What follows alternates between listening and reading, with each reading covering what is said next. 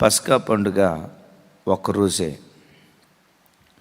పులియని రొట్టెల పండుగ 7 రోజులు ఆచరించారు. పస్కా పండుగ దగ్గరకు వచ్చేసరికి ఒకరోజు ఆచరించారు.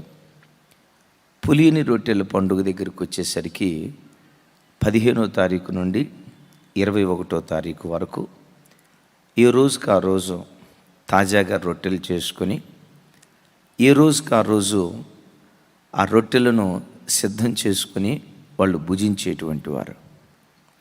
పస్కా పండుగ ఒకరోజు జరిగించి వెరీ నెక్స్ట్ పులియని రొట్టెల పండుగ 7 రోజులు ఎందుకు జరిగించారు? పస్కా ఆధ్యాత్మికంగా దేనికి గుర్తుగా ఉంది? పులియని రొట్టెల పండుగ అది ఆత్మీయంగా దేనికి సాదృశ్యకంగా ఉంది అని ఆలోచిస్తే, పస్కా అనేది మన ఆధ్యాత్మిక జీవితంలో రక్షణ కార్యానికి లేక రక్షించబడిన అనుభవానికి గుర్తుగా ఉంది. ఎలాగూ అంటే పస్కా బలి పశువుగా యేసుక్రీస్తు వారు వధించబడ్డారు. ఆయన బలియాగము ద్వారా మనకు ఈ గొప్ప రక్షణ కార్యం, మనకి గొప్ప రక్షణ భాగ్యం కలిగింది. అయితే ఈ పులియని రొట్టెల పండుగ అనేది 7 రోజులు అని విన్నాం కదా. పస్కా రక్షణ అనుభవానికి గుర్తయితే, పులియని రొట్టెల పండుగ ఆ రక్షణను కాపాడుకుంటూ జీవించే జీవితానికి గుర్తుగా ఉంది. పస్కా రక్షణ అనుభవానికి సాదృశ్యం అయితే, ఈ పులియని రొట్టెల పండుగ మనం పొందుకున్నటువంటి రక్షణను కాపాడుకునే ఆ శ్రేష్టమైన జీవితానికి గుర్తుగా ఉంది. రక్షణను ఎన్ని రోజులు కాపాడుకోవాలి? బాప్తిస్మం తీసుకున్న 1 నెల రోజుల, బాప్తిస్మం పొందుకున్న 1 సంవత్సరమా, బాప్తిస్మం పొందుకున్న 2 సంవత్సరాల అంటే లేదు, 7 రోజులు అని ఉంది. 7 అనేది పరిశుద్ధ గ్రంథమైన బైబిల్లో 7 అనేది సంపూర్ణతకు గుర్తుగా ఉంది. అదే 7 మనుషుని యొక్క జీవిత కాలానికి కూడా గుర్తుగా ఉంది. ఎలాగూ అంటే దావీదు భక్తుడు అంటారు, మనుషుడికి దేవుడు ఆయుష్ ఇస్తే 70 సంవత్సరాలు, అధిక బలం ఉంటే 80 సంవత్సరాలు అంటాడు. అంటే మనుషుని యొక్క ఆయు పరిమితిని 70 అని అంటాడు. 7 + 0 7 అవుతుంది. 70ని 2గా విడదీసి 7 + 0 చేస్తే ఎంత వస్తుంది? 7 + 0 70 వస్తుంది కదా. ఎంత? 7 + 0 7. సో 7 అనేది మనుషుని యొక్క ఆయుష్ కాలానికి గుర్తు. బిడ్డలారా, మనం పొందుకున్నటువంటి రక్షణను బాప్తిస్మం పొందిన 1 సంవత్సరం కాపాడుకోవటము, బాప్తిస్మం పొందిన 1 నెల రోజులు, అమ్మో నేను బాప్తిస్మం పొందాను తాకూడదు, నేను బాప్తిస్మం పొందాను సినిమాలకు వెళ్ళకూడదు, నేను బాప్తిస్మం పొందాను అబద్ధాలు ఆడకూడదు, నేను బాప్తిస్మం పొందాను బూతు మాటలు మాట్లాడకూడదు అని 1 సంవత్సరం వరకు రక్షణను కాపాడుకోవటం కాదు. ఒక్కసారి నువ్వు రక్షించబడిన తర్వాత ఆ రక్షణ అనుభవాన్ని సంపూర్ణంగా నీ బ్రతుకు కాలమంతా నువ్వు కాపాడుకుంటూ రావాలి. బిడ్డలారా, ఇక్కడ 2 విలువైన మాటలు చెప్తాను. రక్షణ పొందుకోవటం తేలికే, రక్షణను కాపాడుకోవటానికి ప్రయాసపడాలి. రక్షణ పొందుకోవటం చాలా తేలిక. రక్షణ పొందుకునే అనుభవాన్ని గూర్చి అపోస్తులుడైన పౌలు గారు రోమాపత్రికలో ఏమంటాడంటే, యేసుక్రీస్తు నా దేవుడు అని నోటితో ఒప్పుకొని, ఆయన మృతులలో నుండి పునరుద్ధానుడై లేచాడని హృదయములో విశ్వసించి బాప్తిస్మం పొందితే నువ్వు రక్షణ పొందినట్లే అంటాడు. ఒకరోజు ఒక ఆయన బాప్తిస్మం తీసుకోవటానికి వచ్చి, అయ్యగారు బాప్తిస్మం తీసుకోవటానికి ఏమేం చేయాలి, ఎంత కట్టాలి, ఎంత కడితే మీరు బాప్తిస్మం ఇస్తారు అన్నాడు. నేనన్నా, బాప్తిస్మం పొందటానికి ఏమీ చెల్లించాల్సిన అవసరంలా, ఏమీ కట్టాల్సిన అవసరంలా, ఏమీ తెచ్చుకోవలసిన అవసరంలా, యేసుక్రీస్తు నా దేవుడిని విశ్వసించి కపాలమని అర్థమిచ్చే గొల్గతా పర్వతం మీద నా పాపం కొరకై ఆయన పవిత్రమైన రక్తాన్ని చిందించాడు అని విశ్వసిస్తే చాలు. విశ్వసించి బాప్తిస్మం పొందితే నీకు రక్షణ దొరికిద్ది. రక్షణ అనేది ఉచితం. రక్షణను ఉచితంగా వ్యయమేమీ చెల్లించకుండా మనం రక్షణ పొందుకుంటాం. బిడ్డలారా చూడండి, బాప్తిస్మం తీసుకునేటప్పుడు నిరీక్షణ్, బాప్తిస్మం తీసుకునేటప్పుడు 1,00,000 రూపాయలు ఏమన్నా చర్చిలు కట్టావా? అమ్మ కట్టారా రూతమ్మా? సరే 1,00,000 రూపాయలు కాకపోయినా 10,000 రూపాయలన్నా కట్టారా? 10,000 రూపాయలు కాదు, 10 రూపాయలన్నా కట్టారా? మీరు కట్టినా మేము తీసుకోం. ఎందుకంటే రక్షణ ఉచితం. రక్షణను ఉచితంగా మనం పొందుకోగలుగుతాం, కానీ రక్షణను కాపాడుకోవటం అనేది అది తేలిగ్గా జరిగేది కాదు. రక్షణను కాపాడుకోవటానికి ఒక విశ్వాసి తన బ్రతుకు కాలమంతా ప్రాణం పోయే అనుక్షణం, ప్రాణం పోయే ఆఖరి క్షణము వరకు ఆ రక్షణ జీవితాన్ని కాపాడుకోవటానికి తను పోరాడేటువంటి వాడై ఉండాలి. రక్షణ ఉచితమేమో, కానీ రక్షణను కాపాడుకుంటూ బ్రతకటం అనేది అది తేలిగ్గా జరిగేటువంటి ప్రక్రియ కాదని ప్రభు పేరిట మనవి చేస్తున్నాను. దేవుడు నీకు ఇచ్చిన రక్షణను కాపాడుకోవటానికి జీవితకాలం నువ్వు పోరాడితేనే, జీవితకాలం నువ్వు ప్రయాసపడితేనే, జీవితకాలం నువ్వు అప్రమత్తంగా ఉంటేనే ఉచితంగా పొందుకున్న రక్షణను మనం కాపాడుకోగలుగుతాం. బిడ్డలారా, పెళ్లి చేసుకోవటం తేలికే, పెళ్లినాటి ప్రమాణాలను కాపాడుకోవటానికి జీవితకాలం ప్రాకులాడాలి. కాలేజీలో జాయిన్ అవటం తేలికే, జాయిన్ అయిన ప్రతి ఒక్కరికి ఉద్యోగాలు వస్తాయా? మీరు ఇచ్చేటట్టే ఉన్నారు. ఏమంటే కాలేజీలో జాయిన్ అయిన వాళ్ళు అందరికీ ఉద్యోగాలు వస్తాయా? కాలేజీలో జాయిన్ అయిన వాళ్ళందరూ ఎగ్జామ్లో పాస్ అవుతారా? లేదు. కాలేజీలో జాయిన్ అవటం తేలికే, కానీ ఎందుకు జాయిన్ అయ్యామో ఆ ఉద్దేశాన్ని నెరవేర్చుకోవటానికి ఆ వ్యక్తి ప్రయాసపడేటువంటి వాడిగా ఉండాలి. ఈ లైవ్లో వాక్యం వింటున్న దేవుని బిడ్డలారా, పస్కా రక్షణ అది తేలికే, కానీ పులియని రొట్టెల అనుభవం ఉందో చూసారా? పులుపు నీ దరికి చేరకుండా దేవుడు నీకు ఇచ్చిన రక్షణను కాపాడుకోవటానికి నీ జీవిత కాలం దేవుని సన్నిధిలో నువ్వు పోరాటాన్ని సలిపేదానివై ఉండాలి. అందుకనే దైవజనుడైన పౌలు గారు ఫిలిప్పీ సంఘానికి ఉత్తరం రాస్తూ ఓ చక్కటి మాట అంటాడు.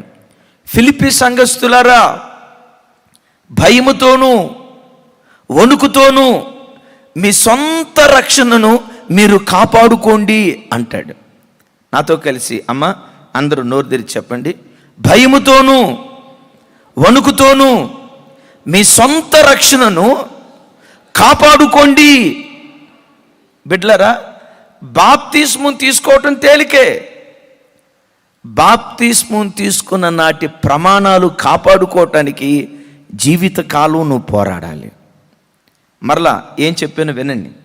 బాప్తిస్మం తీసుకోవటం తేలికే. ఏముంది బాప్తిస్మం తీసుకోవటం అంటే ఏంటి? మునగటం, లేవటం, ఇంతే కదా. ఇదేం పెద్ద ప్రయాసంతో కూడుకుంది కాదు.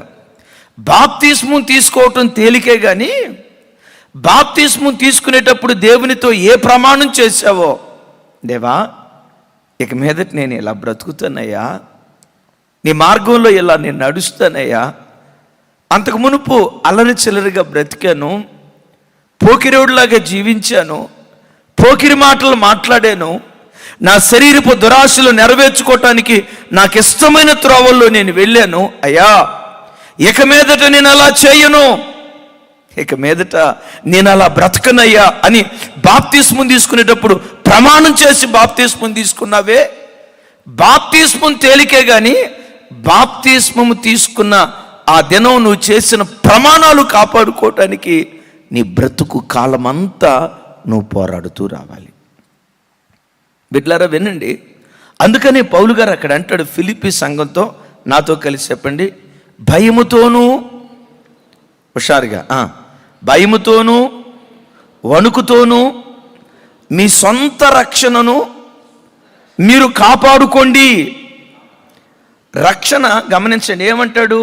మీ సొంత రక్షణ అంటాడు. నేను మిమ్మల్ని ఒక మాట అడుగుతాను, రక్షణలో అద్దె రక్షణలు ఉంటాయా తమ్ముడా? ఉంటాయా?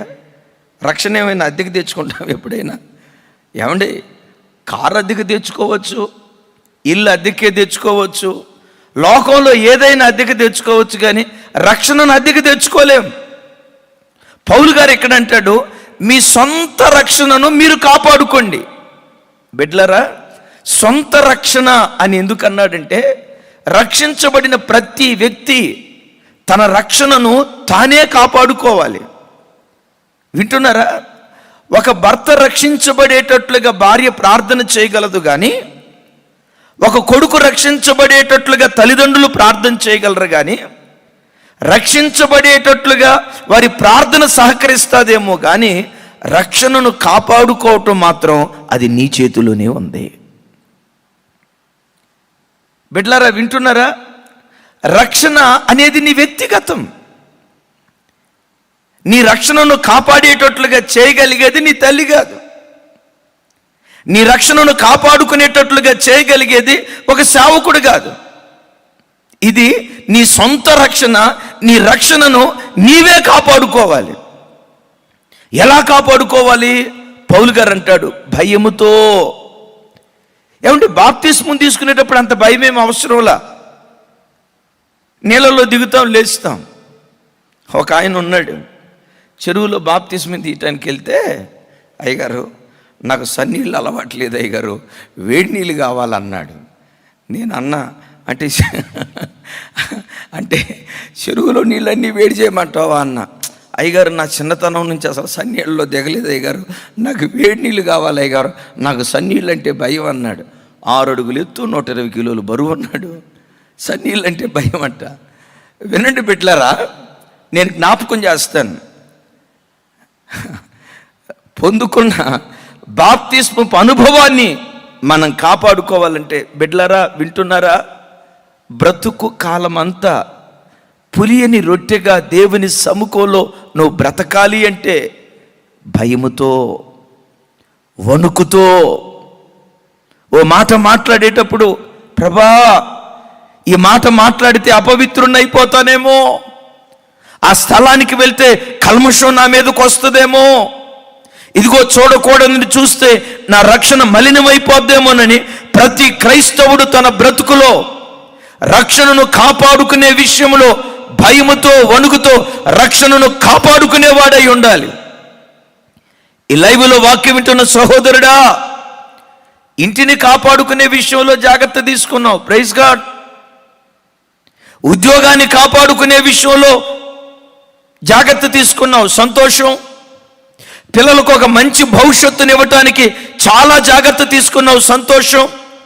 ఈ రాత్రి నిన్ను అడిగే ప్రశ్న, ఉద్యోగాన్ని కాపాడుకునే విషయంలో నువ్వు తీసుకున్నంత జాగ్రత్త నువ్వు పొందుకున్న రక్షణను కాపాడుకునే విషయంలో జాగ్రత్త తీసుకుంటున్నావా?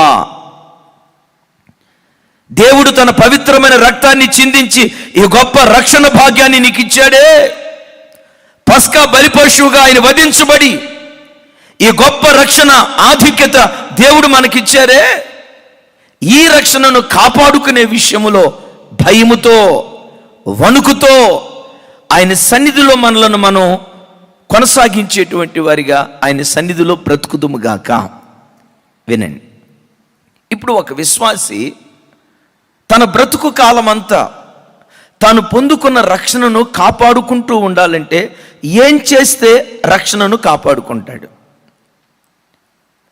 ఈ రొట్టెలు పులిసిపోకుండా పులియని రొట్టెను ఆచరించాలంటే ఏం చేస్తే పులియని రొట్టెగా ఒక వ్యక్తి దేవుని సన్నిధిలో ఉంటాడు? జ్ఞాపకం చేస్తాను.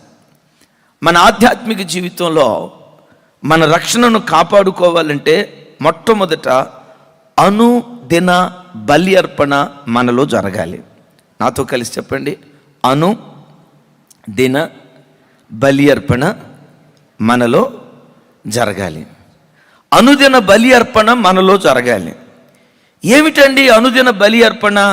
ఒక్కసారి నా వైపు చూడండి. మీకు కానీ నాకు కానీ రక్షణ ఉచితంగా దొరికింది కదా. అయితే ఈ రక్షణ భాగ్యం ఎలా మనకు దొరికింది? పస్కా బలి పశువుగా యేసుక్రీస్తు ప్రభువారు బలి అర్పణ చేయబడ్డాడు. ఆయన బలియాగము ద్వారా ఈ రక్షణ భాగ్యం మనకు దొరికింది. ఆయన బలియాగము ద్వారా పొందుకున్న ఈ రక్షణను మనం కాపాడుకోవాలంటే దినదినము మనము బలి అర్పణగా దేవుని సన్నిధిలో మనం బ్రతకాలి. బాగా వినండి, ఈ గొప్ప రక్షణ భాగ్యం యేసుక్రీస్తు ప్రభువారి బలి అర్పణ ద్వారా మనకు దొరికింది ఉచితంగా. కానీ రక్షణను కాపాడుకోవాలంటే నీ రక్షణ కొరకు ప్రభు ఎలా బలియాగం అయ్యాడో ప్రతిరోజు నిన్ను నీవు బలి చేసుకుంటూ రావాలి. నిన్ను నీవు సజీవ యాగంగా దేవునికి సమర్పించుకుంటూ రావాలి. యేసుక్రీస్తు ప్రభువారు కలువరి శిలువలో ఆయన ఎలా బలైపోయారో ప్రతిరోజు ఆయన సన్నిధిలో నిన్ను నీవు దేవునికి బలి చేసుకుంటూ రావాలి. బలి అర్పణగా మార్చబడటం అనంటే బిడ్లరా, ఒక మాట చదివించి దాని వివరాల్లోకి వెళ్తాను. అందరూ చూడండి రాజు, దానియేలు గ్రంథం అందరూ చూడండి. దానియేలు గ్రంథం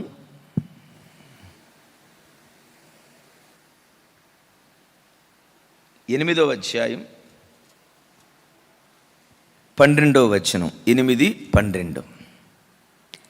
అతిక్రమము జరిగించినందున అనుదిన బలిని నిలుపు చేయుటకై ఒక సేన అతనికి ఇయ్యబడెను. అతడు సత్యమును వ్యర్థపరిచి ఇష్టానుసారముగా జరిగించుచు అభివృద్ధి నొందెను. అప్పుడు పరిశుద్ధులలో ఒకడు మాటలాడగా వింటిని. అంతలో మాటలాడుచున్న ఆ పరిశుద్ధునితో మరి ఒక పరిశుద్ధుడు మాటలాడుచుండెను. ఏమనగా, అనుదిన బలిని గూర్చి అతిక్రమము జరిగినందున సంభవించు నాశనకరమైన హేయ వస్తువును గూర్చియు కలిగిన ఈ దర్శనము నెరవేరుటకు ఎన్నాళ్ళు పట్టుననియు ఈ ఆలయ స్థానమును జనసమూహమును కాళ్ళ క్రింద త్రొక్కబడుట ఎన్నాళ్ళు జరుగును అనియు మాట్లాడుకొనిరి. చాలు ఒక్కసారి గమనించండి. 11వ వచనం 12వ వచనం 11వ వచనం 12వ వచనం నేను చదువుతాను, ఒకసారి అందరూ గమనించండి.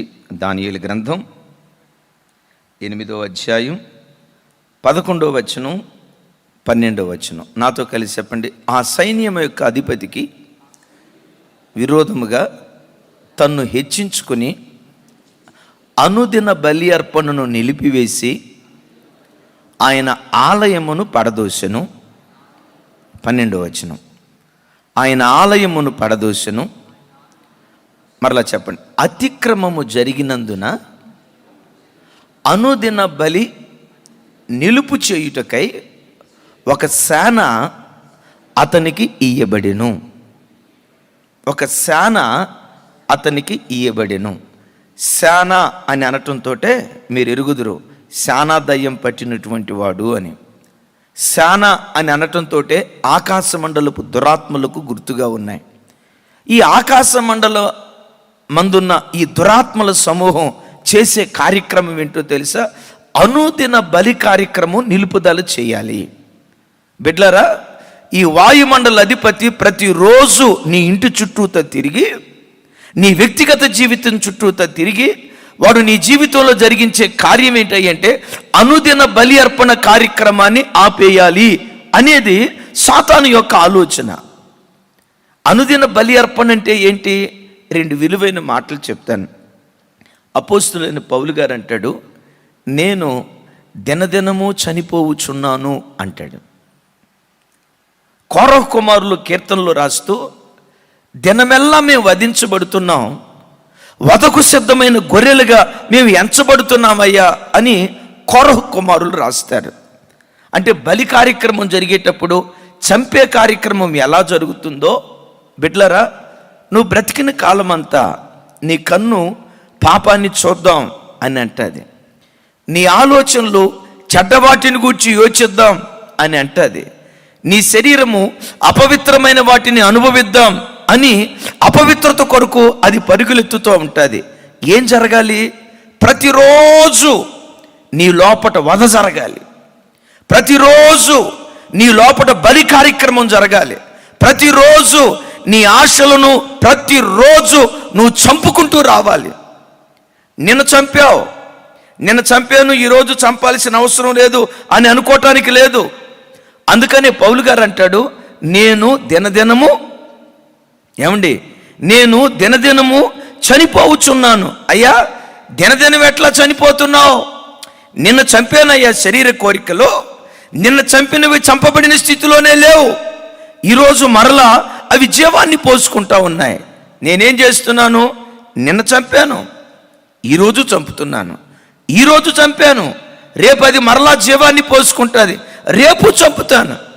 నా ప్రభు బిడ్డలారా, నీ జీవితంలో ప్రతిరోజు ఈ బలి కార్యక్రమం జరుగునుగాక. చెప్దాం ఆమేన్. దేవుని సన్నిధిలో బ్రతుకుతున్న నీ జీవితంలో ప్రతిరోజు నీ శరీరములో ఈ వధ జరుగుతూ ఉండాలి. నీవు బ్రతికిన కాలమంతా నీ శరీరం పాపాన్ని కోరుకుంటూనే ఉంటుంది, పాపం వైపు పరిగెత్తుతూనే ఉంటుంది, పాప సంబంధమైన ఇచ్చల కోసం అది రగులుతూనే ఉంటుంది.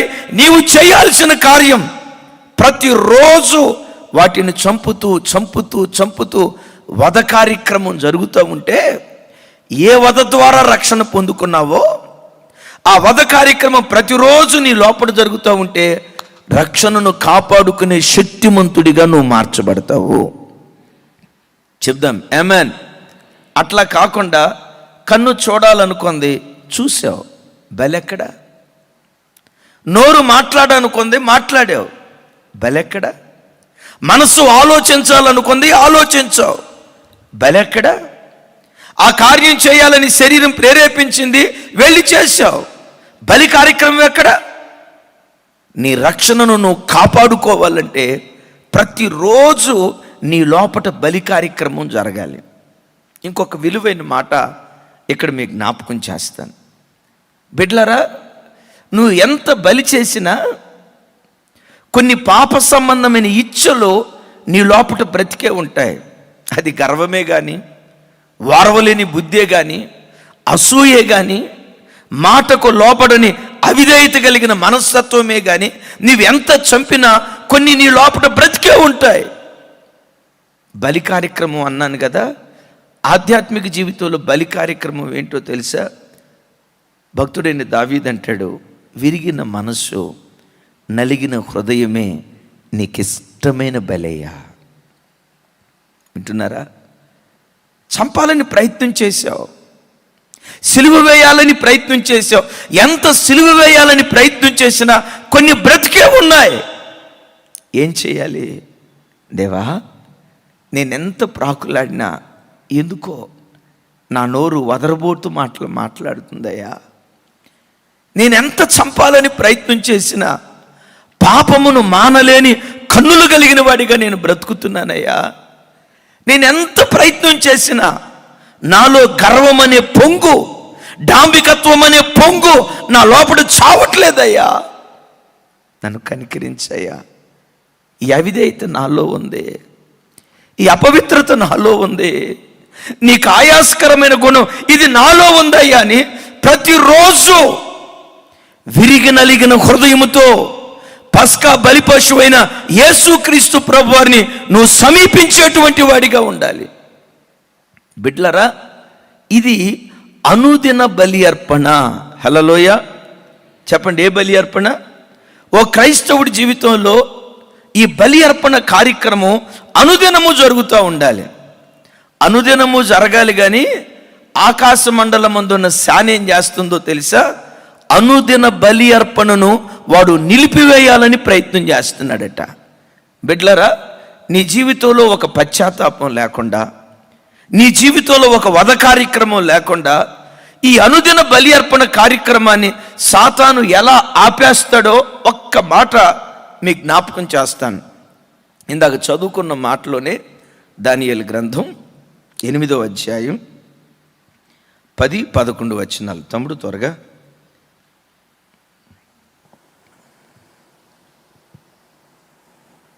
11-12 వచనాలు నేను చదువుతాను. నాతో కలిసి అందరూ చెప్పండి, అందరూ నాతో కలిసి చెప్పండి. 11, 12 వచనాలు. అనుదిన బలి అర్పణను నిలిపివేసి ఆయన ఆలయమును పడద్రోసెను. అతిక్రమము జరిగినందున అనుదిన బలిని నిలుపు చేయుటకై ఒక సేన అతనికి ఇవ్వబడెను. రైట్. సాతాను నీ జీవితంలో అనుదిన బలి అర్పణ అనేది నీలో ఆపేస్తాడు. అనుదిన బలి అర్పణ ఎలా ఆపేస్తాడంటే అతిక్రమము జరిగినందున అని రాసింది. బాగా వినండి. అతిక్రమము జరిగినందున బలి అర్పణ ఆపివేసి ఆయన ఆలయాన్ని పడదోశాడట. ఏది దేవుని ఆలయం? మీరు దేవుని ఆలయమై ఉన్నారని, దేవుని ఆత్మ మీలో నివసించుచున్నదని మీరు ఎరుగరా అని అంటున్నాడు కదా. ఏది దేవుని ఆలయం? ఈ కన్స్ట్రక్టెడ్ బిల్డింగ్ కాదు. ఈ లైవ్లో వాక్యం వింటున్న సహోదరుడా, ఆధ్యాత్మికంగా నిజమైన ఆత్మ సంబంధమైన దేవుని ఆలయం ఏదయ్యంటే నీవే. ఎవరివి నీవు?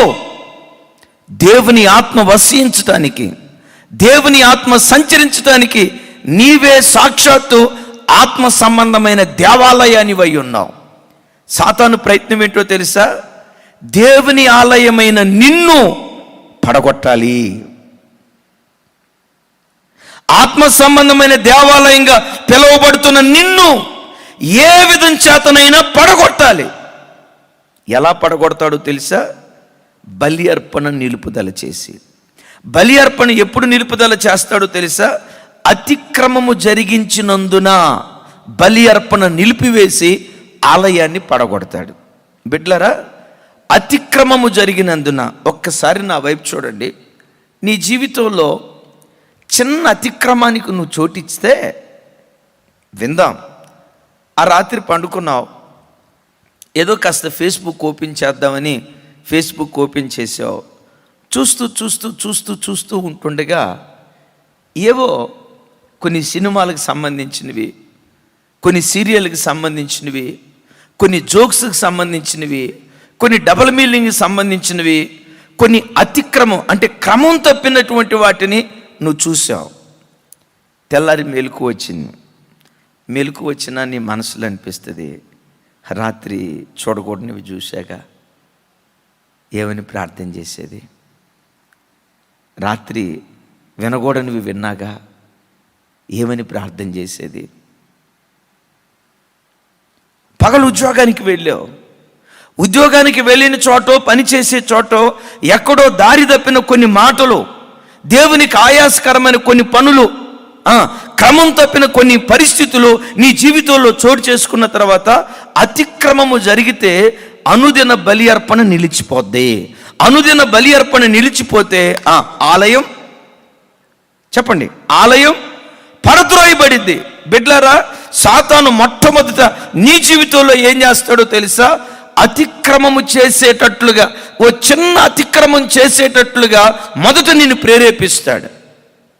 అతిక్రమం చేసిన తర్వాత, ఓ చిన్న అతిక్రమానికి చోటు ఇచ్చిన తర్వాత, ఈ అతిక్రమం చేస్తా కుటుంబ ప్రార్థనలో ఏం మోకరించేది, ఈ అతిక్రమం చేస్తా వాక్యం ఏం చదివేది, ఈ అతిక్రమం చేస్తా దేవుని మందిరానికి ఏమని వెళ్ళేది అని చెప్పి నీ అనుదిన బలి అర్పణను నువ్వు నిలిపివేయటం ప్రారంభిస్తావు. ఎప్పుడైతే అనుదిన బలి అర్పణ నిలిపివేయటం ప్రారంభించావో ఆలయాన్ని సాతాను పడగొట్టడం ప్రారంభిస్తాడు. ఈ రాత్రి మర్మయుక్తమైన సంగతులు వింటున్న దేవుని ప్రజలారా ఒకసారి ఆలోచించండి. రక్షణ ఉచితమే, నువ్వు ఉచితంగా పొందుకున్నావు, కానీ ఆ ఉచితమైన రక్షణ వెనుక రక్షకుని ప్రయాసాన్ని చూడండి. ఆ రక్షకుడు పస్కా బలి పశువు ఏమని చెప్తున్నాడు తెలుసా? ఓ క్రైస్తవ సమాజమా, రక్షణను ఉచితంగా మీరు పొందుకున్నారేమో కానీ రక్షణను కాపాడుకోవటానికి నావలే మిమ్మును మీరు బలి అర్పణ చేసుకోండి. అందుకని పౌలు గారు అంటాడు, సజీవ యాగముగా మీ దేహములను ప్రభువునకు సమర్పించుకోండి. సజీవ యాగంగా బలి అర్పణగా దేవునికి మిమ్మల్ని మీరు అర్పించుకోండి అని అంటున్నాడు. బిడ్లారా, ఈ ఒక్క మాట చెప్పి నేను ముందుకు వెళ్తాను. మరొక్కసారి, బిడ్డ, బాప్తిస్మం పొందుకోవటం తేలికేరా. బాప్తిస్మం నాటి ప్రమాణాలు కాపాడుకుంటూ బ్రతకటానికి జీవితకాలం సిలువ వేయబడాలి. యేసుక్రీస్తు నా దేవుడని నోటితో ఒప్పుకోవటం తేలికే. ఆయన కార్చిన పవిత్ర రక్తధారల ద్వారా నాకు ఈ రక్షణ దొరుకుతుందని నమ్మి నీటి బాప్తిస్మం తీసుకోవటం తేలికే. కానీ ఆ బాప్తిస్మం తీసుకునేటప్పుడు బేర్షబా దగ్గర, అనగా ప్రమాణపు బావి దగ్గర ఏమని నువ్వు ప్రమాణం చేసావో ఆ ప్రమాణాన్ని కాపాడుకోవటానికి బాప్తిస్మం తీసుకునేటప్పుడు ఏమని ప్రమాణం చేసావు? దేవా, నా నిండు యవ్వన కాలంలో బాప్తిస్మం తీసుకుంటున్నాను, ఇంకొకసారి నేను లోకం వైపు వెళ్ళనయ్యా, సినిమాల వైపు వెళ్ళనయ్యా, త్రాగుడు వైపు వెళ్ళనయ్యా, అశ్లీలమైన కార్యక్రమాల వైపు నేను వెళ్ళనయ్యా, బ్రతికిన కాలమంతా నేను నీతిగా బ్రతుకుతానని ప్రమాణం చేసే కదా నువ్వు బాప్తిస్మం తీసుకుంది. బిడ్లరా, ప్రమాణం చేయటం తేలికే, బాప్తిస్మం తీసుకోవటం తేలికే. బాప్తిస్మం తీసుకునేటప్పుడు నువ్వు చేసిన ప్రమాణాన్ని కాపాడుకోవటానికి జీవిత కాలం భయముతో, వణుకుతో నీ రక్షణను నువ్వు కాపాడుకుంటూ రావాలి. బిడ్లారా, ఈ రొట్టెలకు పెట్టబడిన పేరేంటంటే చెప్పండి, ఏ పేరు? పులియని రొట్టెల పండుగ. అంటే రొట్టె ఇది పులియని రొట్టెగా ఎందుకుందంటే, ఏ రోజు కావలసిన రొట్టెను ఆ రోజే తయారు చేసుకునేవాళ్ళు. ఇప్పుడు నిన్న చేసిన రొట్టెలు ఈరోజు ఉన్నాయి అనుకోండి, రొట్టెలు ఏమైపోతాయి? నిన్నటి పిండి ఈ రోజుకి ఏమైపోద్ది? అరే గట్టిగా చెప్పండి, నిన్నటి పిండి ఈ రోజుకి ఏమైద్ది? ఏమీ కాదు. God bless you my son. మగవాళ్ళకి ఏం తెలుసు? సరే, మగవాళ్ళకి తినటం ఒకటే తెలుసు, ఆ పిండి ఏంటో ఆ పులియటం ఏంటో మనకేం తెలుసు? రైట్ తమ్ముడా, తినే బ్యాచ్లోనే ఉండు. రైట్, దేవుడు నేను దీవించుగాక. అమ్మ వినండి, ఇప్పుడు పులియని రొట్టెను ఒక వ్యక్తి భుజించాలంటే చెప్పండి ఏం చేయాలి? ఏ రోజు కావలసిన రొట్టెలు ఆ రోజే, ఏ రోజు కావలసిన రొట్టెలు ఆ రోజే సమకూర్చుకోవాలి.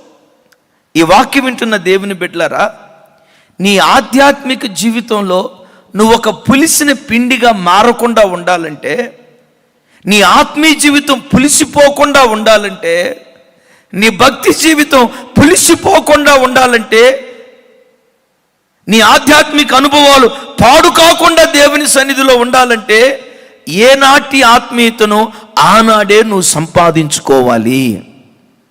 ఇక్కడ బాగా వినండి, నిన్న వాక్యం చదివాను, ఈరోజు వాక్యం చదవకపోతే ఏమైంది? నిన్న చదవటం ఒకేసారి 5 అధ్యాయాలు చదివాను, అంటే 5 మానికలు పిల్లి కలిపాను. 2.5 మానికలు తిన్నా. ఎంత? 2.5 మానికలు తిన్నా. ఇంకో 2.5 మానిక నిన్న తయారు చేసుకున్నా కదా అని అనుకొని గమనించండి, నిన్నటి పిండి ఈరోజు కుంచావనుకో, నిన్నటి పిండి ఈరోజు పులిసిపోద్ది. అందుకని బిడ్డలారా, అలనాడు ఇశ్రాయేలు ప్రజలు అరణ్య ప్రయాణంలో ఉన్నప్పుడు ఏనాటి మన్నా, చెప్పండి, ఏనాటి మన్నా ఆ రోజే ఏరుకోమని దేవుడు చెప్పాడు. చదవండి ఆ మాట, నిర్గమకాండం తమ్ముడు త్వరగా 16వ అధ్యాయం 20వ వచనం, 20, 21, 22.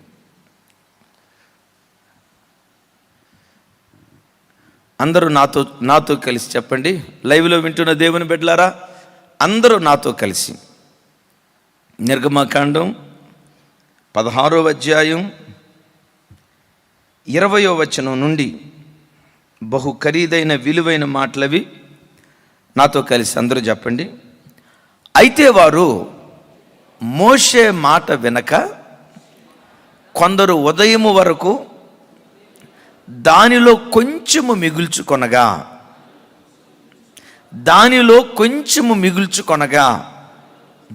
అది పురుగులు బట్టి కంపు కొట్టెను. ఏంటంట? చెప్పండి, అది పురుగులు బట్టి కంపు కొట్టెను. ఏది పురుగులు బట్టి కంపు కొట్టింది? నిన్నేరుకున్న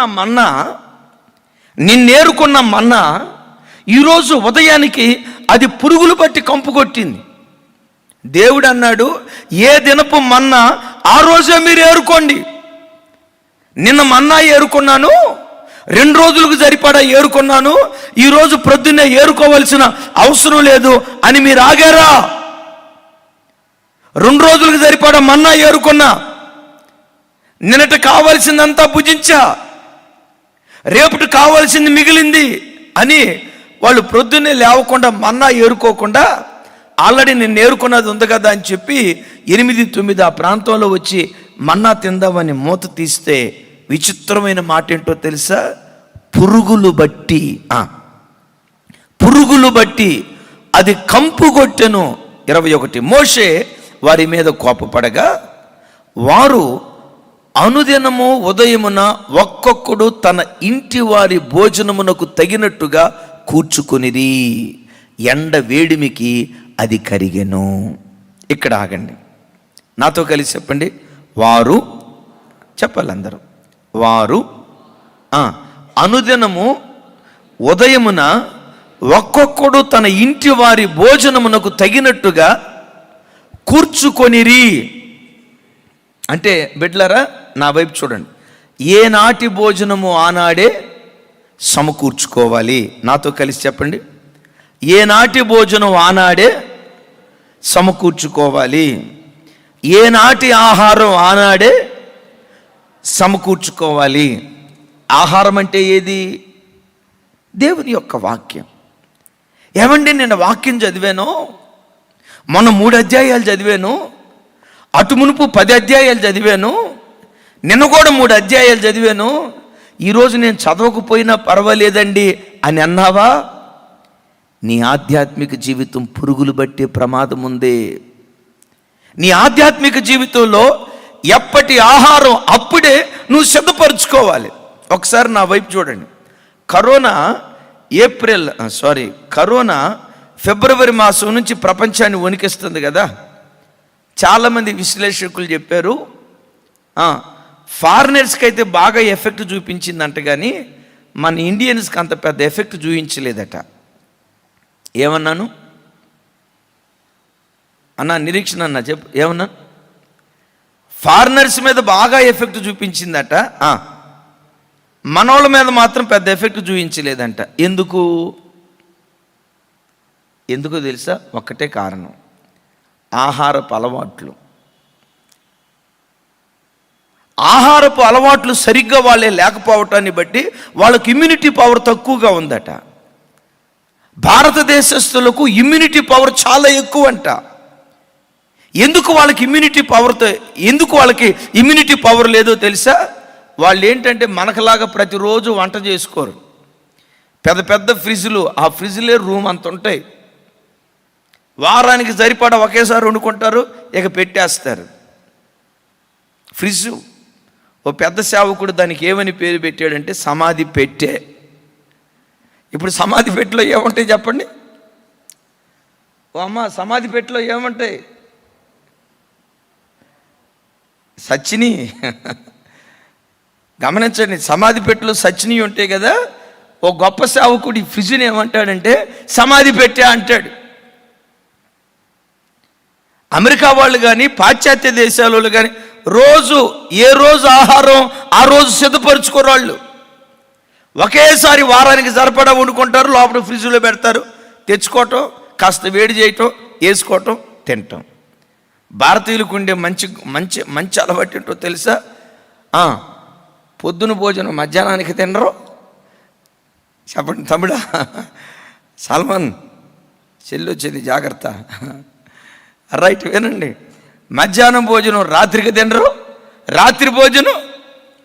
ఎందుకంటే ఎప్పటికప్పుడు వేడి వేడి భోజనం చేసే అలవాటు భారతీయులకు ఉంది. శాస్త్రవేత్తలు, ఆ జ్ఞానవంతులు, ఆహార పరిశోధక ఈ వ్యక్తులు ఏం చెప్తున్నారు తెలుసా? ఎప్పటికప్పుడు తాజా ఆహారం తింటాం, అది ఆరోగ్యదాయకం, ఇమ్యూనిటీ పెరగటానికి అది కారణమవుతుంది అంటారు. ఈ వాక్యం వింటున్నాను నా ప్రభు బిడ్డలారా, మీకు జ్ఞాపకం చేస్తాను. ఏ రోజు ఆత్మీయ ఆహారం ఆ రోజే నువ్వు సంపాదించుకోవాలి. నీ ఆత్మ బలపడటానికి కావలసిన ఆహారం, నీ ఆత్మ వర్ధిల్లటానికి కావలసిన వాక్యం, నీవు ఆత్మలో స్థిరపడటానికి కావలసిన ఆ దైవికమైన వాక్యం, ఏ రోజు వాక్యం ఆ రోజే నువ్వు చదవాలి. సహోదరుడా, ఒక మాట నేను అడుగుతున్నాను, నీ ఆధ్యాత్మిక జీవితంలో ప్రతిరోజు కనీసం 3 అధ్యాయాలైనా చదివే ఆత్మీయ స్థితి నీకుందా? ఏమండి, నిన్న 6 అధ్యాయాలు చదివావు, ఈరోజు 1 అధ్యాయం కూడా చదవాలా. నిన్నటి భక్తి ఈ రోజుకు సరిపోదు, నిన్నటి వాక్యం ఈ రోజుకు సరిపోదు. నిన్న వాక్యాన్ని సమకూర్చుకున్నావు, ఈరోజు వాక్యాన్ని ఈ రోజు నువ్వు సమకూర్చుకోవాలి. ఏమండి, నిన్న 6 అధ్యాయాలు చదివాను, 10 అధ్యాయాలు చదివాను, ఈరోజు చదవకపోతే ఏమైంది అని అనుకున్నావా? నిన్నటి మన్నా ఈరోజు తెల్లవారుజామున పురుగులు పట్టిపోయింది, కంపు కొట్టిపోయింది. బిడ్డలారా, అనేక మంది విశ్వాసుల ఆధ్యాత్మిక జీవితాలు కంపు కొట్టుకొని పోవటానికి, పురుగులు పట్టిపోవటానికి కారణం ఏమిటంటే ఏ రోజు వాక్యం ఆ రోజు చదివే అనుభవం లేక.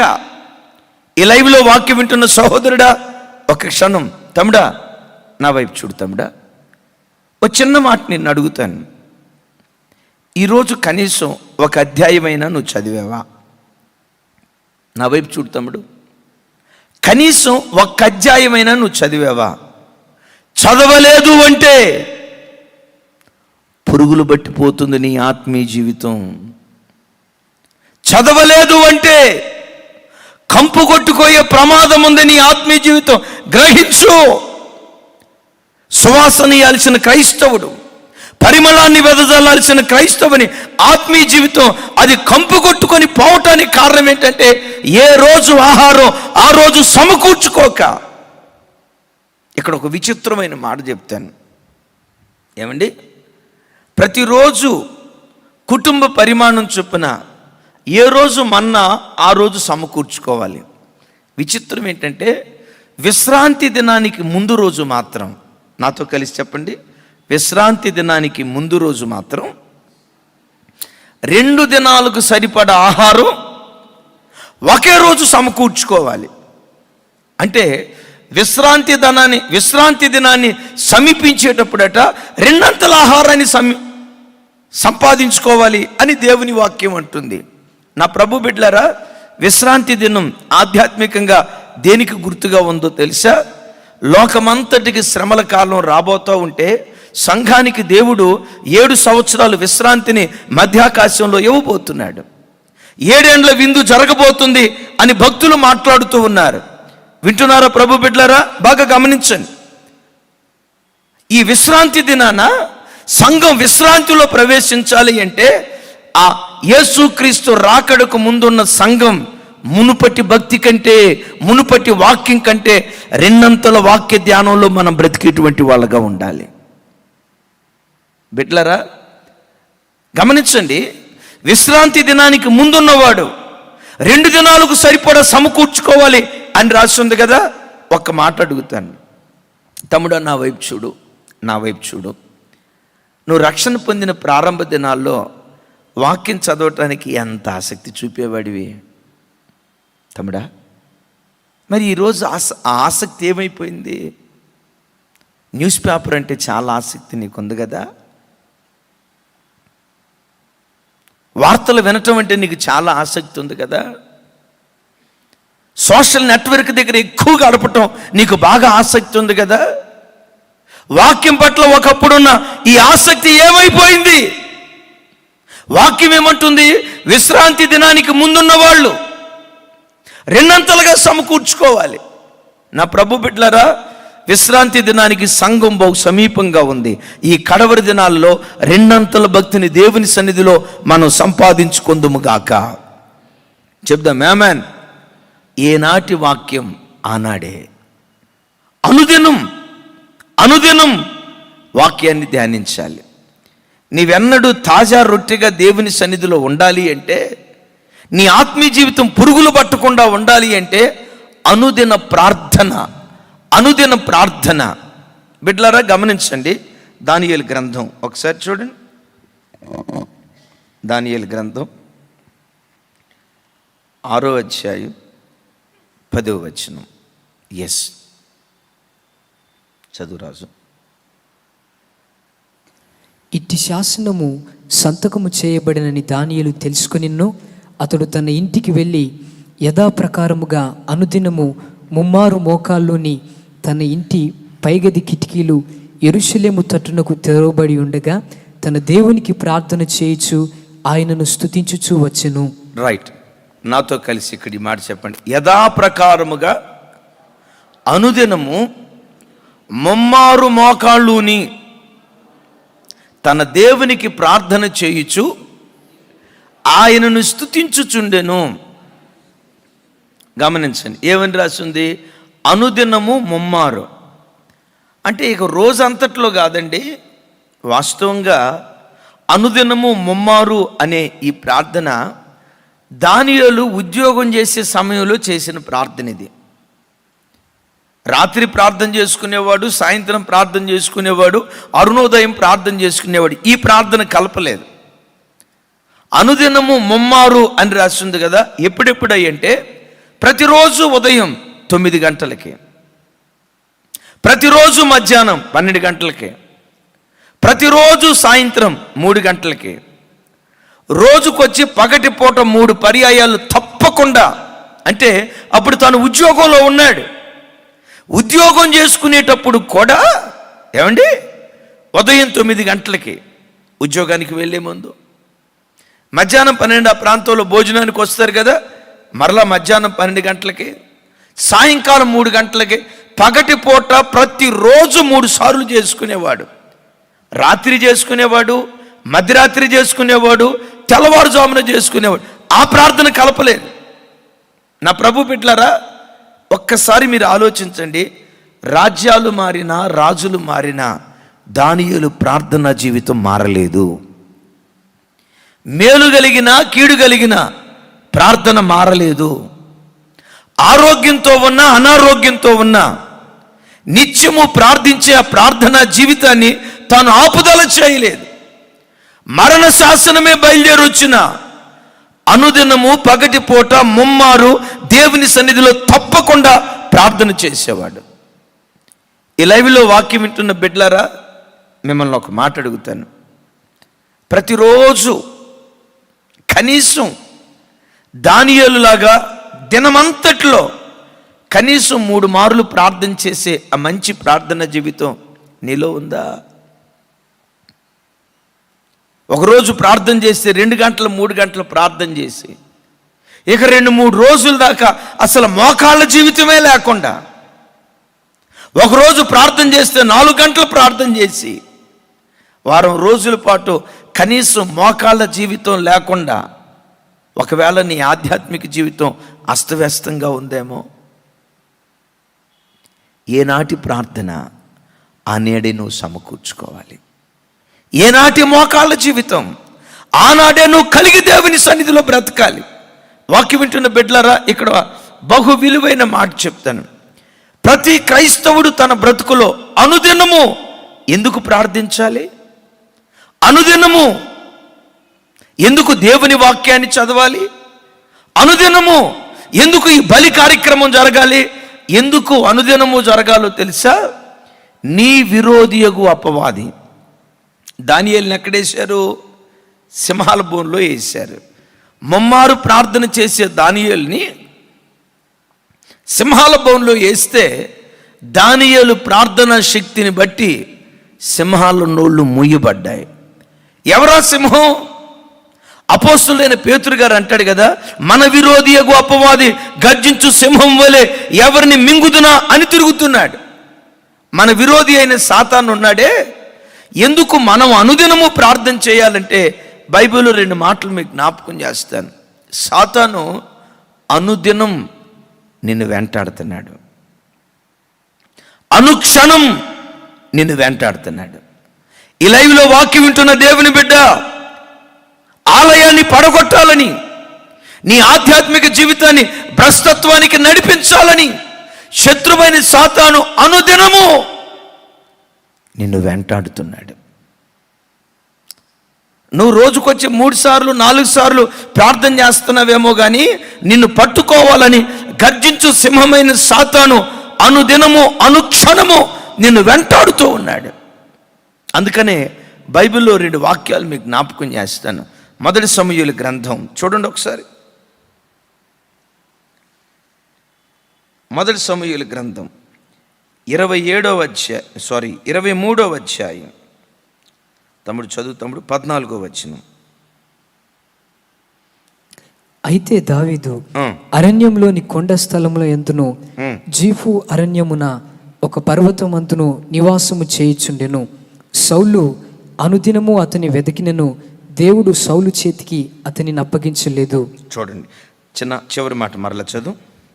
సౌలు అనుదినము అతనిని వెతికినను. నాతో కలిసి ఈ మాట చెప్పండి. సౌలు అనుదినము అతనిని వెతికినను దేవుడు సౌలు చేతికి అతనిని అప్పగించలేదు. మరలా నా వైపు చూడండి బిడ్డలారా, నాతో కలిసి చెప్పండి. సౌలు అనుదినము అతనిని వెతికినను.